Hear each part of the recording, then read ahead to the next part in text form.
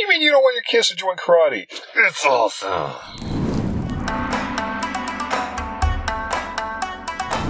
Hi everyone, welcome back to another Scotty Karate video. Today we're going to be going over every parent's nightmare. Their kids want to join a martial art. Now this might seem bad, but it's actually a good thing. There's lots of reasons for kids or people in general to join a martial art. And I'll do that another time. That's a different video. But today we're talking about the top 3 reasons that I found that parents don't want their kids to do martial arts. No more karate. Okay, all right. Amanda, I know, you're right. No more karate. It's over. So, first one is going to be violence. Now, a lot of parents are scared that if they put their kid into martial arts that it's going to promote the violence, right? What do you want? Payback.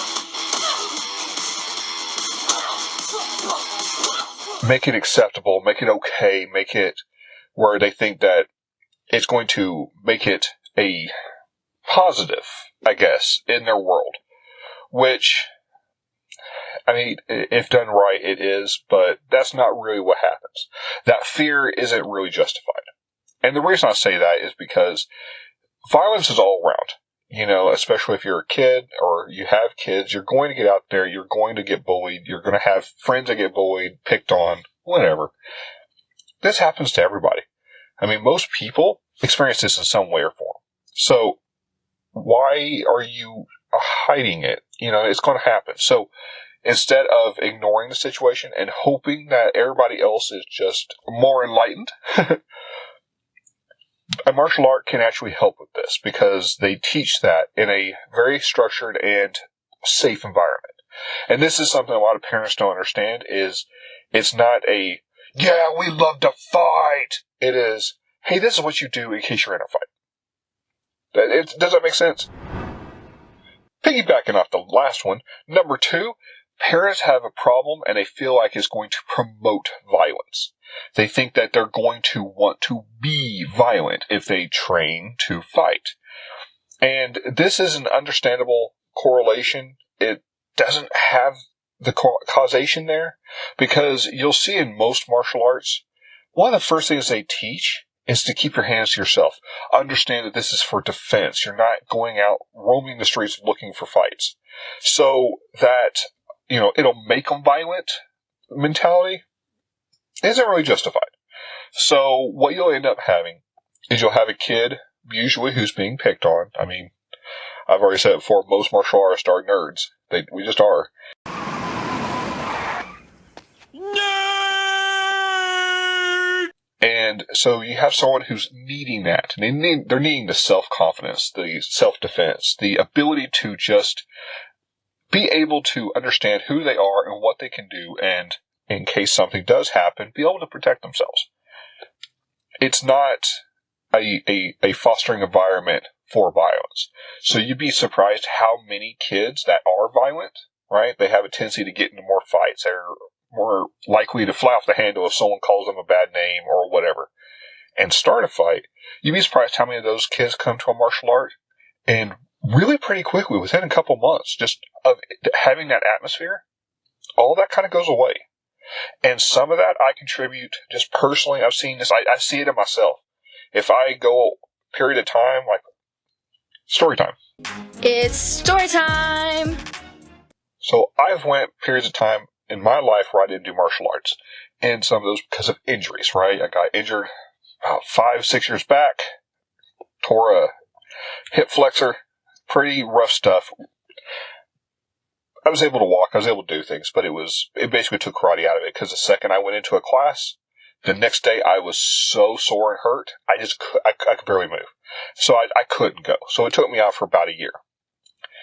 I noticed in myself, I started to have that aggression. Just a little bit, like it started to bubble up just a little bit, where I was a little more snippy, a little bit more, had a little more attitude. And once I was able to go back, very easily subsides.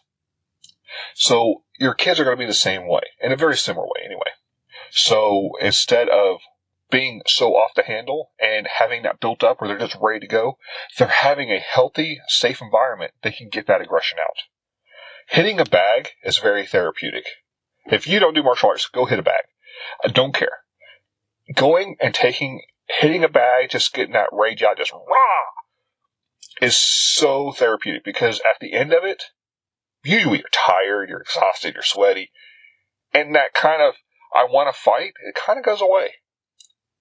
Like it does in kids' classes. They get in there, they punch, they kick, they get that, physical exertion out. It helps with that. Plus, all the lessons of self-respect and, for defense only, all those start to sink in. You'd be surprised how many kids change their tune and are actually a lot, better behaved afterwards. So, it's an understandable fear that, if you're doing violent things, that you're going to want to do violent things. But in this aspect, it's quite the opposite. Last one, third one, is an actual concern. Now, this is one that parents across the board fear, and I understand. And that's getting hurt. Knowing that you're putting your kid in a situation where they're going to have, say, a fist flag at their face, kind of puts you on edge. You're like, no, but I don't want them to get hurt. I want to protect them. And that's completely understandable. And with full transparency, they may get hurt. Now, the good thing about having a training session such as a karate in a dojo, you're there with people that are watching. Your kids are being monitored. They're being, safe about things. There's almost always pads involved. The likelihood of your child getting hurt, very small. And the irony is almost every injury I've ever seen was self-inflicted. I mean, I can't tell you how many people they'll trip and fall. Or, like, I have one of the black belts in my dojo. It cracks me up. She's so good at martial arts. And she came in one day with a really bad shoulder injury. I'm like, what happened? Did you tumble? Did you get hit? No, she plays softball and threw her shoulder out. She's literally been hurt more doing softball than she did at karate.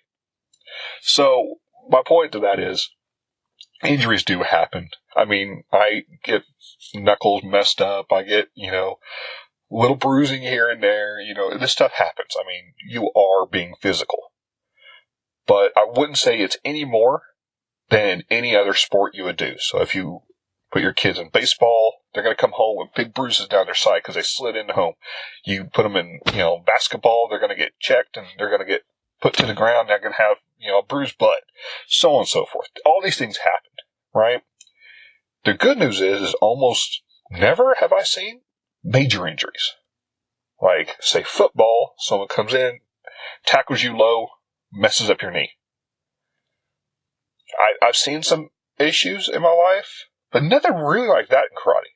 So understand that things do happen. Your kid might get hurt, but it is a small chance.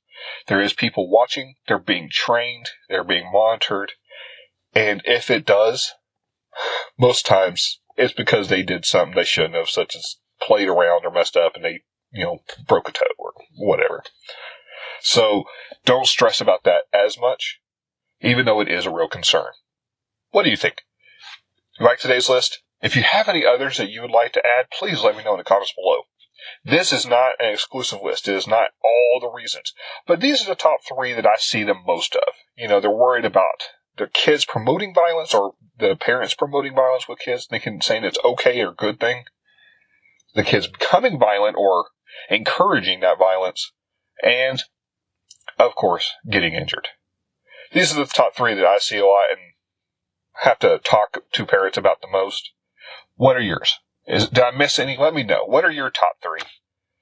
If you did like today's video, though, please like, comment, subscribe. And don't forget to hit that notification bell in the corner so you know my videos are posted each week. And as always, the more you train, the easier the fight.